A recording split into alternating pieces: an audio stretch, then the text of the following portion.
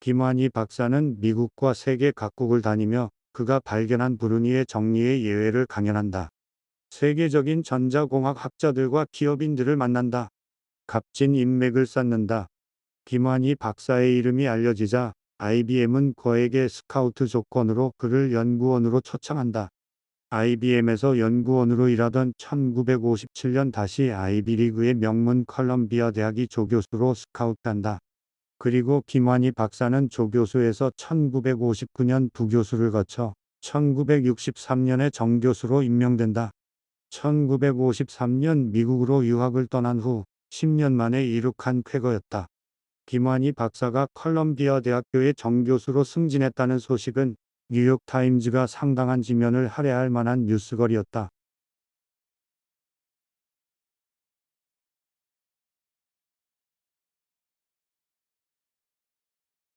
컬럼비아 대학에서 교수로 재직하면서 김환희 박사는 두 권의 책을 저술한다. 유수한 학술 잡지들의 여러 편의 논설을 게재한다. 그가 재직하던 중에 그를 통해서 박사학위 공부를 마치고 미국 내 여러 대학에서 교수가 된 제자들이 많다. 외국에서 유학 와서 학위를 받고 자기 나라로 돌아간 제자들도 많다. 김환희 박사의 지도하에 공부하고 박사학위를 딴 첫 학생은 중국인이었다. 그 중국인 학생은 컬럼비아 대학의 교수로 남아 학과장까지 지낸다. 한국 학생들도 여럿이 김환희 박사의 지도로 학위를 수여받았다. 한국인 부모들은 교육열이 높고 명문 대학교를 선호하기 때문에 컬럼비아 대학교에 입학 문의를 하는 사람들이 많았다. 김환희 박사는 수십 명의 한인 학생들이 입학하는 것을 상담해 주었다. 한국 학생들 가운데는 간혹 뛰어난 학생도 있었다. 그러나 대부분 중간 정도의 실력이었다. 한국에서 재벌 총수나 그 가까운 자리에 있는 졸업생들도 있지만 모교에 보답하는 경우가 드물다고 한다. 김환희 박사는 이런 부분을 안타깝게 생각했다. 한국도 미국과 버금가는 교육 시스템을 갖추고 훌륭한 과학자들을 배출하게 되기를 바랐다. 그러자면 교육기관은 장기간에 걸쳐 충분히 연구할 수 있는 환경을 제공해야 한다. 성공한 졸업생들이 기여할 수 있는 부분이다. 그리고 학생들은 사회에 대한 책임을 중요하게 생각하는 공동체 의식을 갖추어야 한다는 것이 김환희 박사의 생각이었다. 청년 시절에 김환희가 살아남으려면 이 길밖에 없다고 하며 한국 전쟁이 한창일 때의 군 입대를 자원한 것으로 시작하여 미국으로 유학을 가게 되었던 것 그리고 컬럼비아 대학의 정교수가 될 때까지 일어난 일련의 일들은 결코 우연은 아니었다. 한국에서 학생 시절 짧은 기간에 터득한 영어 실력과 청명함은 낯설은 미군들에게서도 호의를 받기에 부족하지 않았다. 그리고 그는 타인의 기대보다 조금 더 앞서 나가기 위해서 노력하는 성실함을 중요하게 생각했다. Be prepared 5 minutes earlier than others. 다른 사람들보다 5분 일찍 준비를 완료하라. 이것이 김환희 박사의 좌우명이었고 그는 늘 이것을 실천했다. 자칫 배타적일 수 있는 미국 학계와 산업계의 사람들이 그를 우호적으로 받아주었던 것은 그의 이러한 성품 때문이었을 것이다. 미리미리 준비를 완료하는 습관과 더불어 김환희 박사에게는 우수한 두뇌와 스스로의 판단에 대한 책임감, 그 판단을 행동으로 옮기는 추진력 자신의 목표를 달성하기 위한 성실함과 주변 사람들과의 친화력 등 이런 모습이 있었다.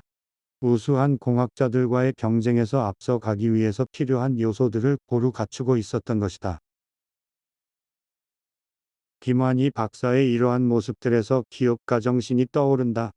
마치 기업가 정신에 대한 글을 쓰는데 참고하라고 충고하는 것 같다.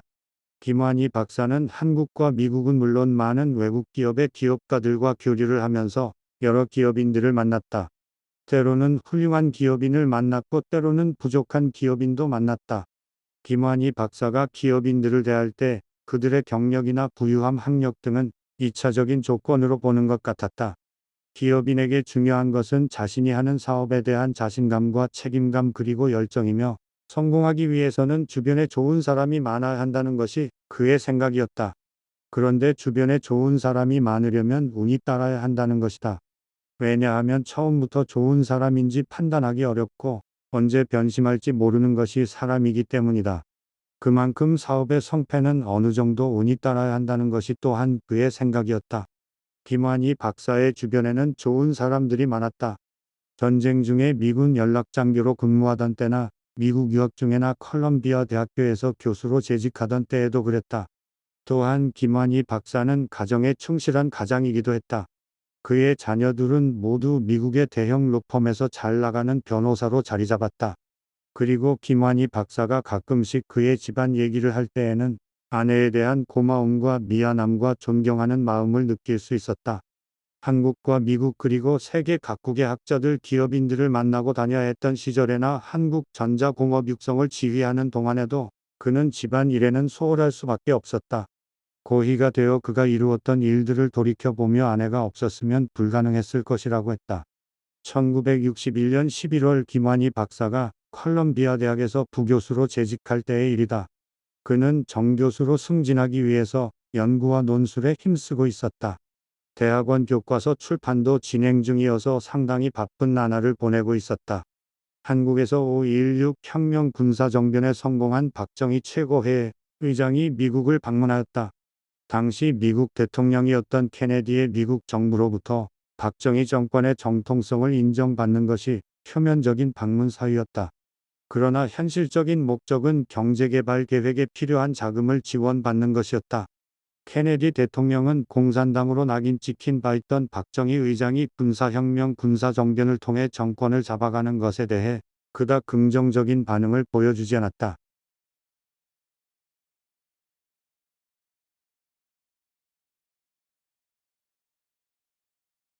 이런 상황에서도 박정희 의장을 위해 자리를 마련해 준 사람들이 있었다. 바로 한국전에 참전한 미군 장군들이었다. 이 자리에 김환희 박사도 참석하게 되었다.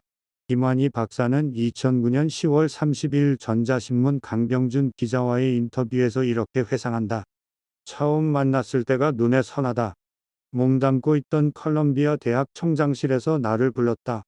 총장이 한국에서 혁명이 일어났는데 그 사건에 대해 오늘 미국에서 리셉션이 있다며 나에게 가라고 했다. 당시 내가 유일한 한국인이었다. 호텔에 갔더니 군복을 입은 사람들 열댓 명이 모여 있었다. 나중에 알고 보니 김종필 중령 등이었다. 키가 작고 시커먼 사람이 성명을 읽기 시작했는데 성명서를 쥔 손이 바르르 떠는 게 보였다. 긴장감이 나까지 전달됐다. 그분이 바로 박정희 전 대통령이었다. 또한 이때 박정희 의장과 동행했던 일행 중 김종필 씨가 미국에서 유학 중인 한국 학생들과의 만남을 주선했다. 이 만남을 위해서 컬럼비아 대학교 한국인 학생 대표가 도움을 청하러 김환희 박사의 사무실로 찾아왔다. 김종필이 한국 학생들에게 강연을 하려는데 강당을 사용하려면 교수의 보증이 필요했다. 김환희 박사는 전화로 강당 사용 허가를 받아 주었으나 점심은 거절했다.